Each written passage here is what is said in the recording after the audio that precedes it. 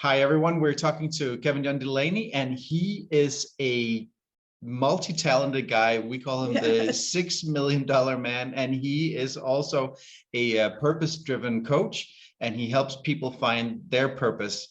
And we've been speaking a little bit about that. And you have an amazing story. Yes. And please, would you tell us a little bit about it? Fantastic. Could you cut your life down to just like... I was born. Absolutely. Pleasure to be here. The short answer in life was good. I was working a corporate job, and 13 years, 6 months, 6 days ago, doctor said I had 24 hours to live. I was in a coma at the time, had been through 6 months of hellacious health issues, and now my body was failing. I'm obviously still here, so something went well. I ended up getting an organ transplant that saved my life. But coming out of that coma, coming out of that experience, I had a whole new perspective on life and how very precious it is and how very fragile. And so that has really shaped how I think about however many days I have left remaining. Like I said, I'm excited about the 13 years, 6 months, and 6 days I've had since then.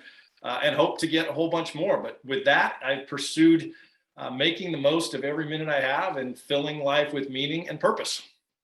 All right. So purpose to you, when we spoke about that, it opened something for me. So could you talk about like finding purpose? What does that mean? And like, what does it mean to you?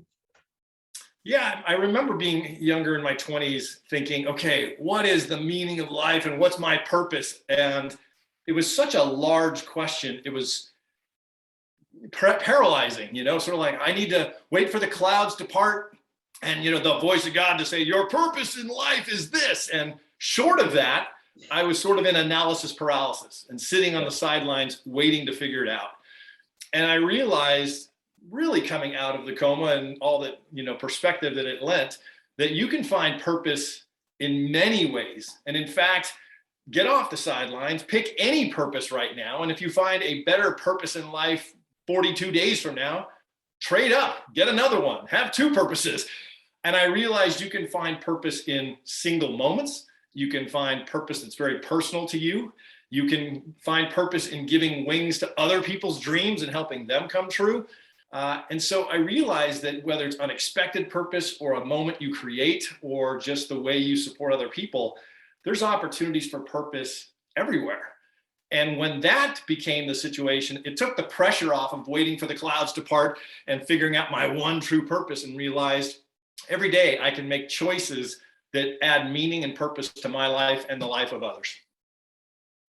That's fantastic. I mean, that's such a great way of putting it, but also like it flips the whole thing on its head, because it takes the pressure off. Yeah, because I don't know if everybody has that, but I think at least I have had that, like sitting there, like, what is my purpose? And just like navel gazing, it's like trying to see if it ever pops out of there, and it doesn't seem to come out of my navel. A lot of other stuff.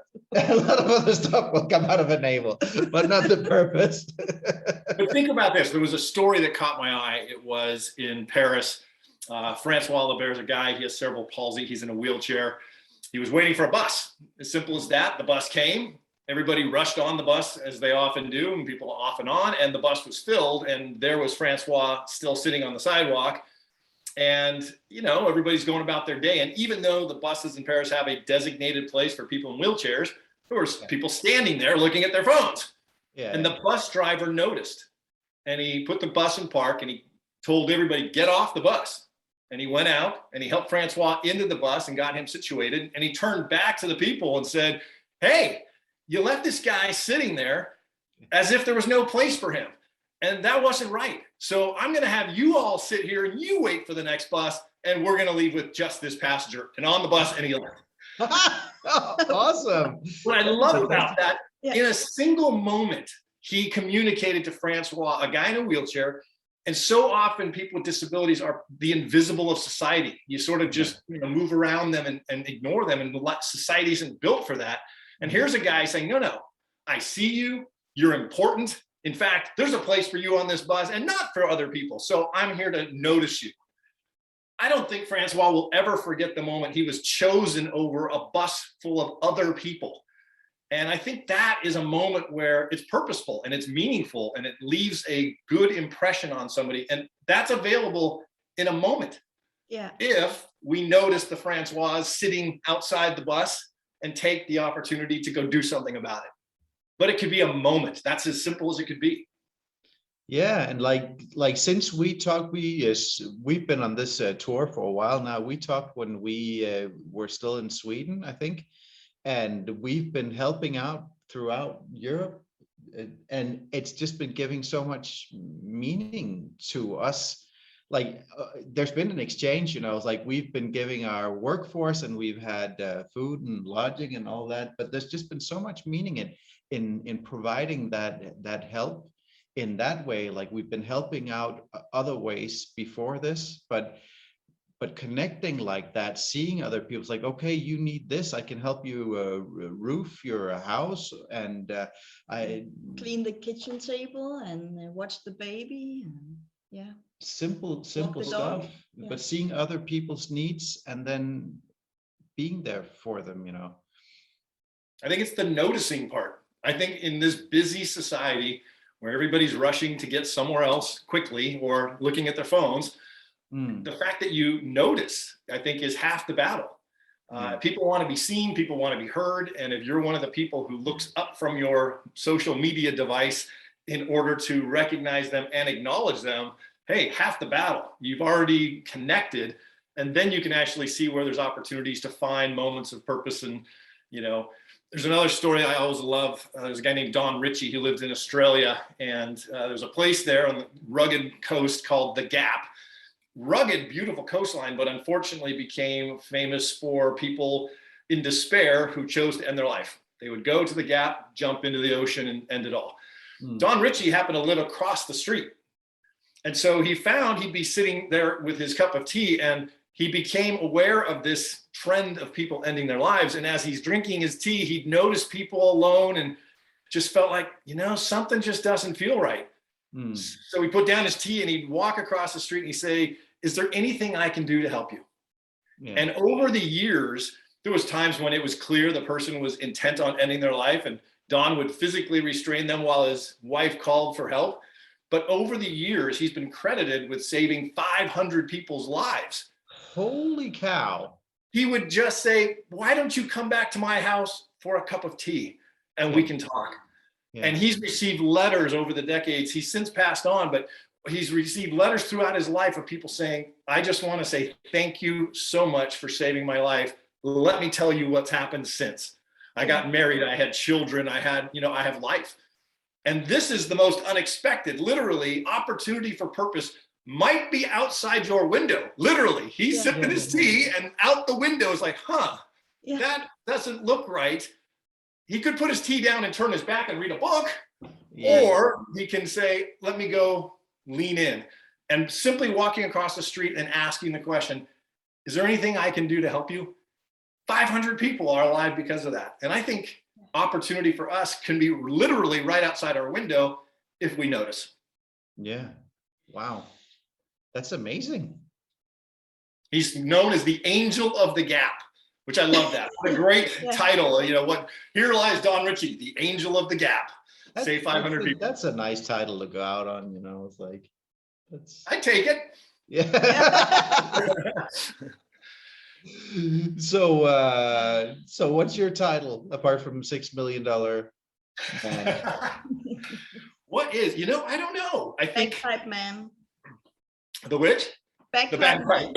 I love music. I play some kind of instrument every day. That's part of my passion for learning. So I love learning new instruments. But if I were to think of anything else, there's another story that deeply resonates with me. It was a woman named Nellie Lee who wanted to be an author. She moved to New York City, the publishing capital of the world, thinking I'll be closer to my dream of being an author if I live in New York City. Unfortunately, she found out New York City is very expensive, took 2 jobs just to pay the rent and got no time for writing, felt further from her dream than she'd ever felt. She knew no one, but she met a guy named Michael Brown. And Michael Brown had the weirdest job. He wrote operas for business, is basically it. Companies would ask him to write a Broadway type play for, DuPont for their end of year sales kickoff or something and inspire people. But it was a company event. And it was these industrial musicals is what they were called. Okay. And he was successful. He had a Christmas party. He invited Nellie Lee to the Christmas party. And at some point he was starting to give out gifts and he pointed Nellie over to the tree. And she went over and found an envelope and she opened it. And inside there was a note from Michael and his wife, Joy, saying, Nellie, take the year off. We'll give you the gift of 1 year's salary to write whatever you want, pursue your dream. Wow. And she did. Yeah. And I'm thinking, wow. And she found a publisher, wrote the book. They were willing to publish 5,000 copies and they realized soon we will need more. The world never met Nellie Lee. She published her book under her middle name, but we found Harper Lee, and the book was To Kill a Mockingbird, which went on to win the Pulitzer Prize and sold millions of copies. To this day, it still sells 750,000 copies a year, 60 years after being written. And when Michael Brown died, his obituary read, Michael Brown, industrial musicals gave wings to Mockingbird. And I love this concept that Michael Brown gave a gift that let somebody else fulfill their dreams. And that's a great, if I was going to have a headline, like if I could be somebody who gave wings to somebody else's dreams, I helped somebody else do the things that they wanted to put a dent in the world. That's a great headline. So, what would be if I can figure out how to give wings to other people, hey, that's a good one too. So I'm with Michael Brown. But I think you've already done that to a lot of people. Oh, you're very kind. Well, then more. Give more wings to more people. How do you help other people with their purpose, like to help them discover? Yeah, I mean, I spend a lot of time career-wise. I spent the last 8 years at Microsoft and LinkedIn as the vice president of learning. And so I find people really struggle with their careers. Careers are tough to navigate. And everybody wants to do better than they are. And how do you navigate the political waters? I spend a lot of time mentoring people now, and I spend a lot of time just trying to open doors for people.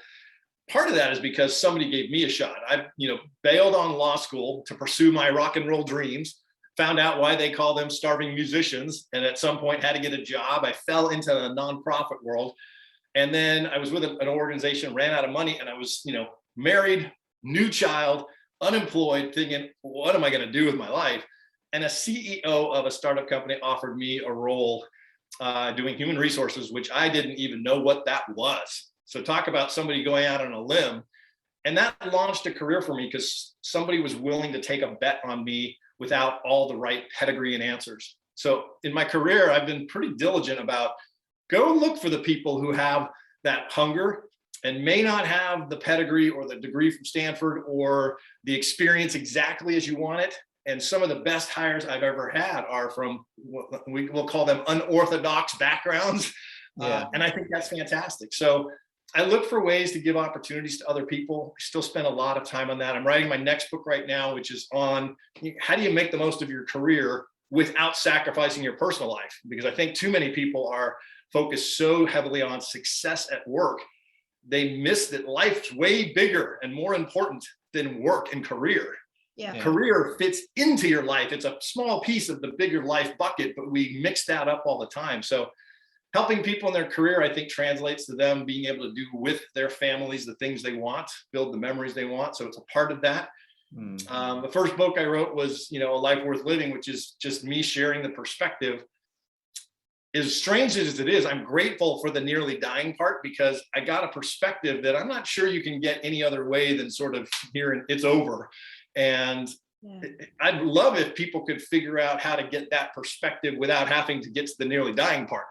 So share the perspective. Yeah, that's about it. Thank you for not dying, please.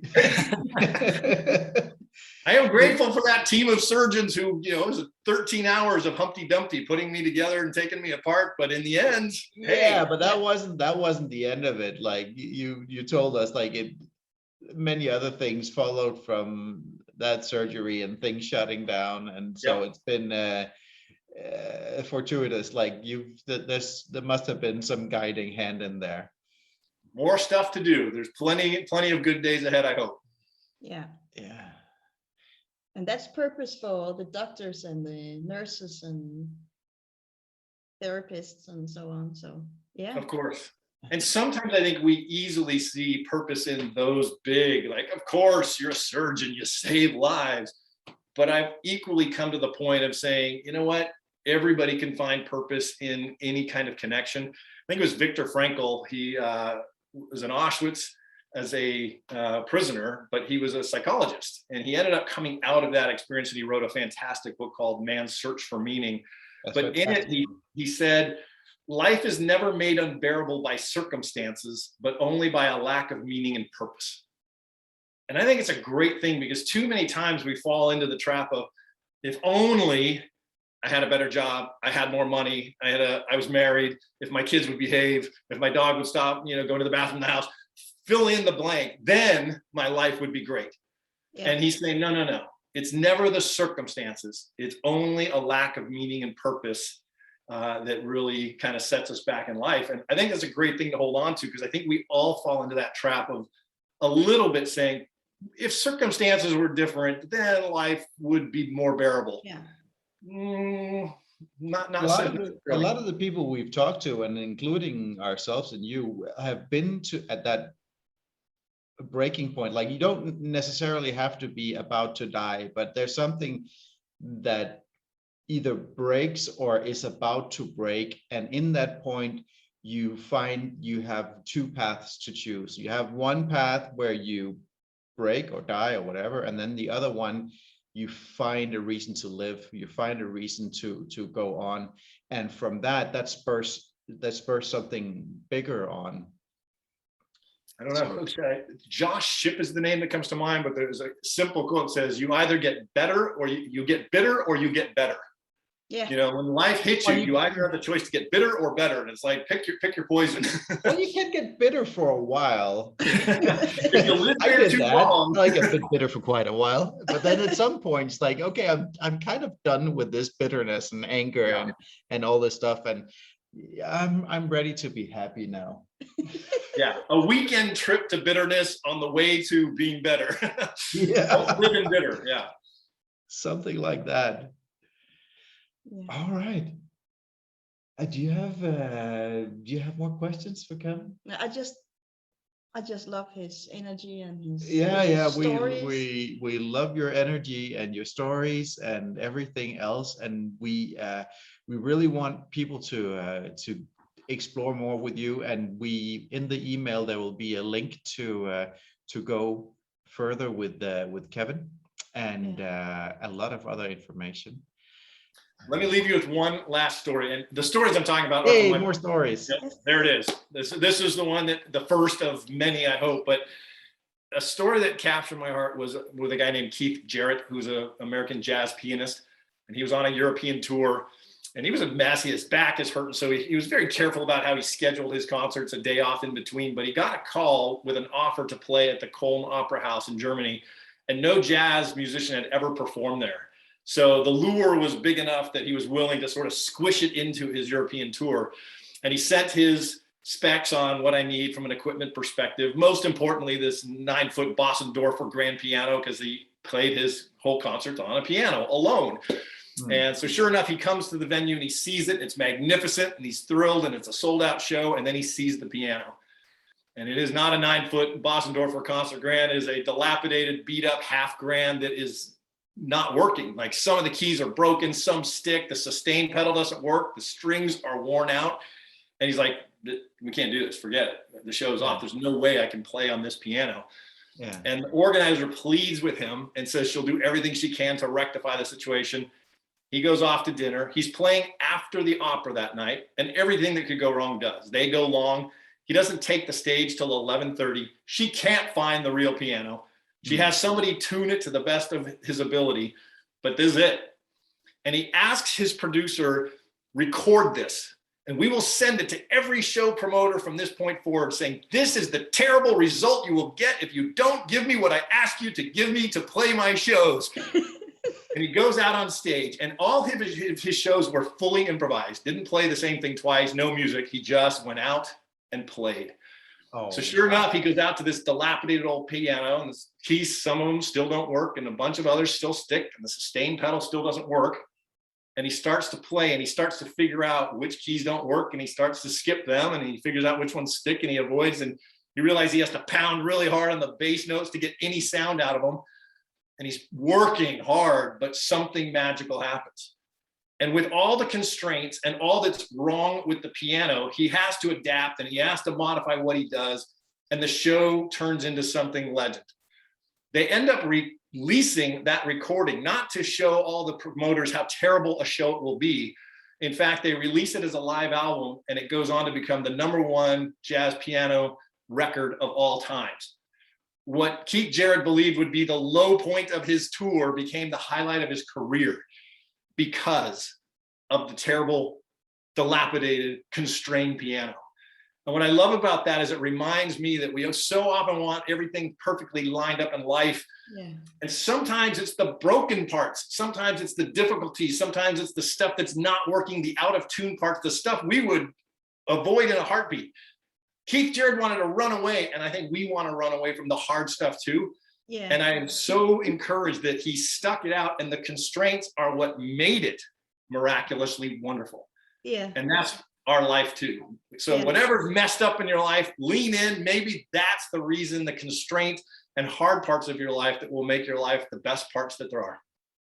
Hey, thanks for watching. If you liked what you just saw, head on over to whoselifeisitsummit.com/podcast, where you can find full-length episodes as well as in audio format, and we do a lot of other cool stuff. You can hang out with us and other like-minded individuals who want to create a world that works for everyone, and we do that on our platform where we can chat, and we have Q&As and exclusive interviews as well. So there's so much to get over there, so come on over and play with us.